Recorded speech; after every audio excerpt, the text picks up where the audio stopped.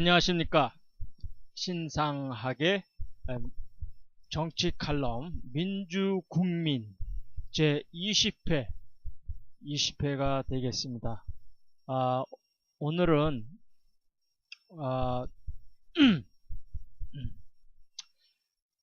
정전 60년을 맞이해서 거기에 대해서 말씀드리고자 합니다. 6.25 전쟁이 나서 휴전이 자그마치 60년의 세월이 흘렀습니다.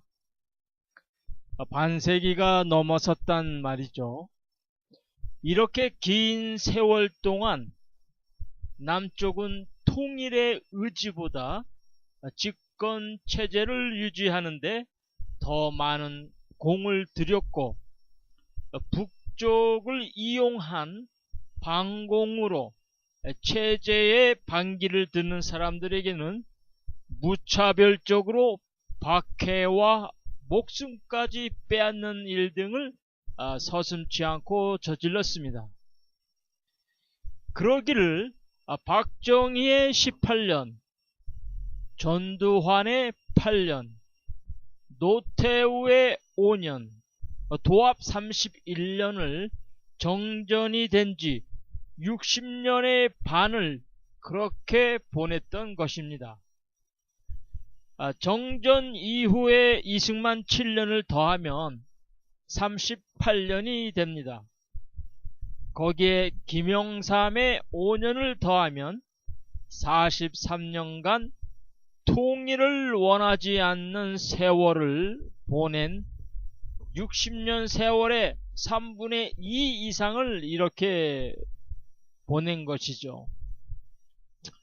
독일은 1949년 동서독으로 갈라선 지 41년 만에 1990년 통일하였는데, 우리는 60년의 정전의 상태를 유지하고 있습니다.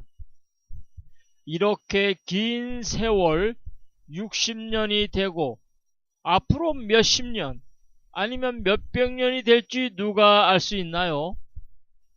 그래서 민족의 애국자이신 백범 김구 선생이나 많은 분들이 남쪽 단독 정부를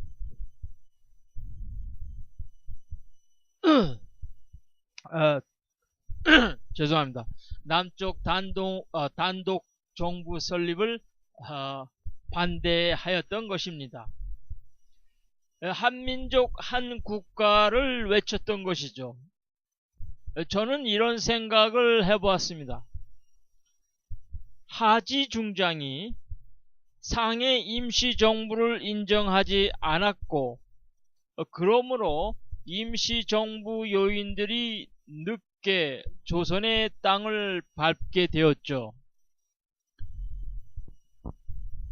우남 이승만 초대 대통령, 그 사람이 우만 이승만이가 미국으로부터 귀국한 다음 나중에 귀국하게 되었습니다. 1년이나 늦게 상해 임시정부 요인들이 귀국을 하게 되므로 누구에 의해서? 바로 이승만에 의해서 그렇게 되었습니다.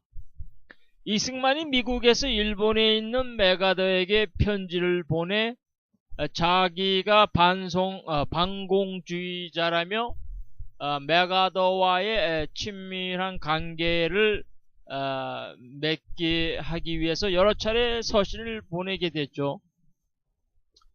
메가더가 하지 중장에게 명령하여 상해 임시정부의 요인들이 귀국을 1년이나 못하게 된 것입니다.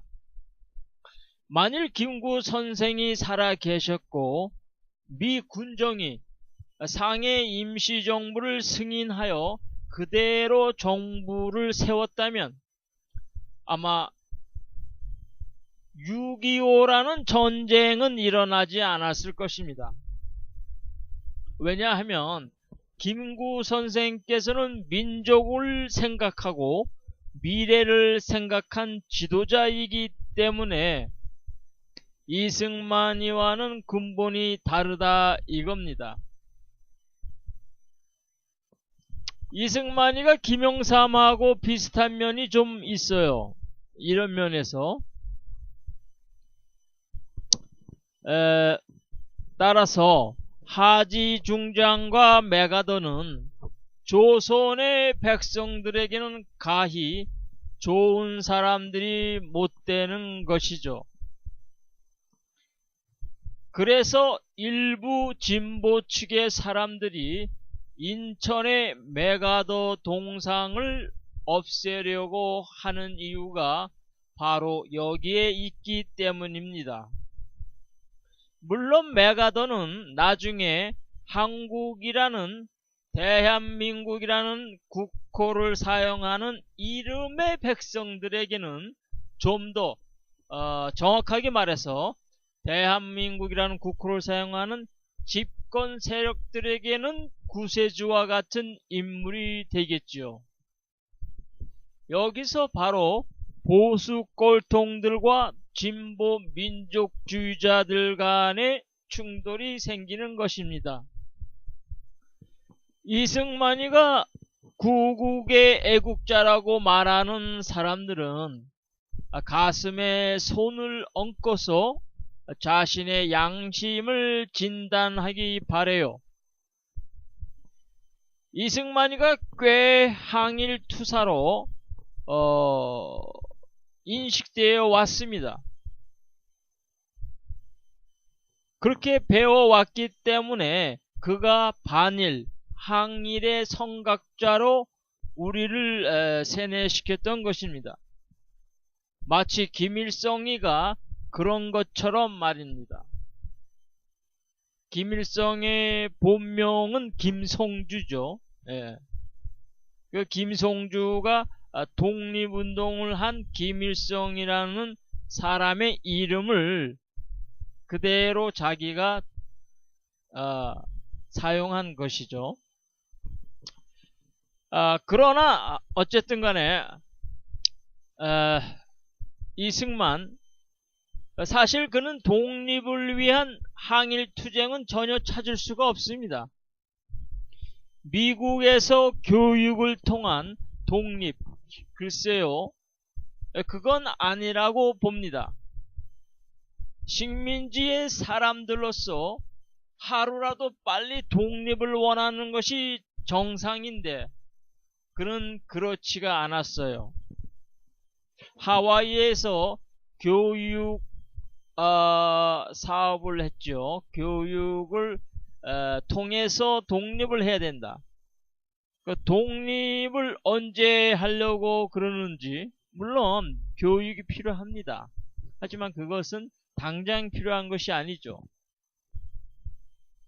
고통받는 백성들로 입장을 해서는 빨리 하루 속히 이 식민지에서 벗어나서 일본의 압제에서 벗어나기를 원하는데, 그래서 이승만의 친구 박용만과 트러블이 생깁니다. 박용만은 군대를 모집해서 군대를 통한, 무력을 통한 독립을 원했던 것입니다. 거기에 우남 이승만이가 반대를 했죠. 미국에서 상당히 그는 여유 있는 행보를 보였으며 정식 코스를 밟아서 딴 학위가 아닌 박사학위 하나만 믿고 모든 것이 자기를 중심으로 해야만 한다는 독선과 오만과 방자함이 하늘을 찌르는 것을 어렵지 않게 발견할 수가 있었습니다. 이렇게 이승만이가 남쪽의 초대 대통령이 됨으로써 3.15 부정선거, 박정희의 쿠데타와 삼선 개헌 부정선거, 전두환의 쿠데타와 노태우의 금권선거, 박근혜의 국정원 대석 개입 등 보수계의 유전자로 계속적으로 이어져 오는 겁니다. 박정희의 삼선 개헌 부정선거부터 말씀드리자면 아예 투표함을 바꿔치기 하였다고 합니다. 직접 그 일을 담당한 헌병이 말했다고 합니다. 전두환의 쿠데타는 여러분이 잘 아시는 일이고, 노태우의 금권 선거는 돈을 어마어마하게 뿌렸다고 합니다. 경상도민 한 사람 앞에 당시의 화폐 기준으로 수만 원씩을 주었다고 합니다. 그때 뿌린 돈 때문에 경제가 휘청거릴 정도였으니까요. 아시지 않습니까? 노태우가 바로 대통령이 되자마자 전셋값이 엄청나게 뛰었고 도산하는 기업들이 줄을 이었습니다. 살기가 힘들어서 자살하는 사람들이 매일 생겼었습니다. 그리고 당시의 권익현 민정당 전 대표는 경상도를 주로 돌면서 지자체의 수장 및 공무원들에게 무슨 일이 있어도 이번 선거는 반드시 이겨야 된다면서 공무원들의 선거 개입을 유도하였습니다. YS 김영삼은 대통령 한번 해보고 싶어서 3당 야합으로 합당으로 정권을 지었죠. 그러더니 국민들에게 성윤리의 타락과 일본의 이즈메를 왕따라는 이름으로 수입하였고 결국 국민들에게 IMF라는 고통을 주었어요. 그리고 본인은 청와대에 가서 뭘 그렇게 좋은 것을 먹었는지 얼굴에 살이 찌득찌득 쪄서 나는 놀랬습니다. 역대 대통령 중에 청와대에 들어가서 살찐 대통령을 처음 봤거든요. 그러면서 대통령이 되고서는 청와대를 방문하는 사람들에게 칼국수만 주었습니다. 이 사람은 오랜 기간 그 민주투쟁한 것도 결국에는 자기의 정권 창출, 자기가 집권하는 것으로 종결이 되고 말았습니다. 즉 국민을 위한 투쟁이 아니라 자기를 위한 투쟁이 되었다 이겁니다. 많은 야권의 민주투쟁을 하는 사람들이 반드시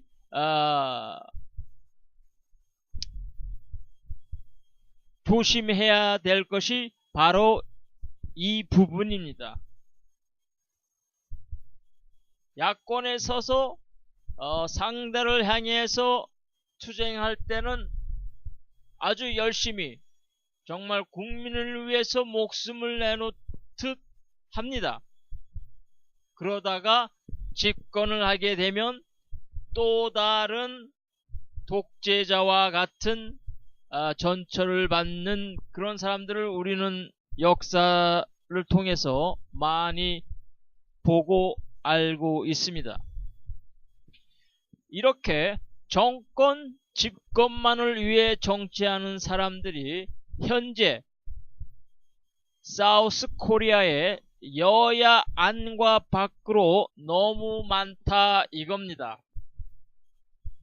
그러니 민족이 보일 리가 없고 통일의 심각성을 못 느끼는 거예요. 여러분, 6.25 전쟁 때 외국 군인들이 코리안의 여자들을 많이 겁탈했습니다. 심지어 중공군도 했다고 합니다. 그러나 북쪽의 인민군들은 하지 않았습니다. 걸리면 바로 총살감이라고 합니다. 왜요? 그들에게는 진정 공산주의 이념의 순수성이 있었던 것입니다. 나중에 이것마저 김일성의 우상숭배의 정책으로 잃어버리게 되지만 말입니다. 즉 박정희가 공산주의자였던 때와 같이 그 같은 맥락으로 그러한 이념의 순수성이 있었다 이겁니다. 나중에 박정희도 반공으로 집권 유지에 이용하였죠. 북쪽은 김일성주의로 변색하게 되고 이미 공산주의의 이념의 순수성은 레닌이 집권함으로써 변질된 지 오래되었음에도 불구하고 당시에 북쪽의 지도자급들 뿐만 아니라 코리안의 공산주의자들은 남쪽을 다 포함해서 그 순수성이 남아 있었던 겁니다. 제향군인회와 그리고 장성 출신들로 이루어진 오성회가 있죠. 상위 군사들도 있습니다. 여러분들이 국가를 위해 전쟁터로 나가서 싸웠는데 그렇기에 여러분이 무조건 보수주의자나 꼴통 보수를 자처하는 그러한 당을 위해 국가와 민족을 생각하는 당이나 시민을 향해 말도 안 되는 시위를 하는 것은 여러분 자신들을 다시 한번 보이지 않는 전쟁터에 나가서 억울한 희생을 자처하는 것과 같습니다. 어떤 분은 월남전에 참가한 군인이었습니다. 그러나 그분은 정부가 잘못한 것에 대해 집권 세력의 오만과 국민 위에 군림하는 권력을 향해 용기 있는 외침을 하였습니다. 여러분이 희생한 것 충분히 보상받았나요?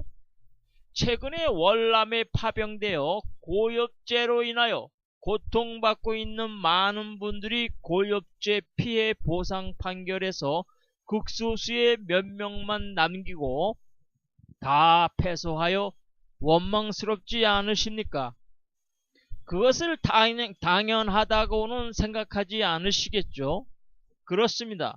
이렇게 억울한 사람을 위해 발로 뛰는 정당이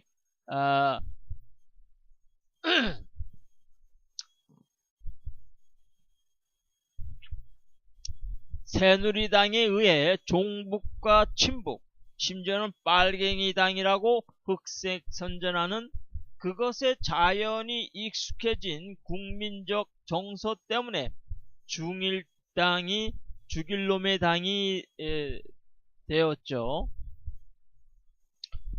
그 당이 바로 통합진보당입니다. 이 말씀을 드리면 제가 이 통합진보당을 위해서 대변하는 사람 같아서 말씀을 안 드릴까 했는데 오해 없으시기를 바라겠습니다. 여러분 한번 생각해 보세요. 정말로 빨갱이당이면 저렇게 놔둘 수가 있겠습니까? 보안법으로 벌써 다 가두고 몇몇은 벌써 죽음을 당했을 것입니다. 제향군인 여러분 그리고 국민 여러분 이제는 바로 보셔야 합니다. 통일을 하려는 당과 하지 않으려는 당을 분간하시어 여러분의 힘을 국가와 민족을 위해 쏟으시기를 바랍니다. 오늘은 여기까지 마치겠습니다. 감사합니다. 안녕히 계십시오.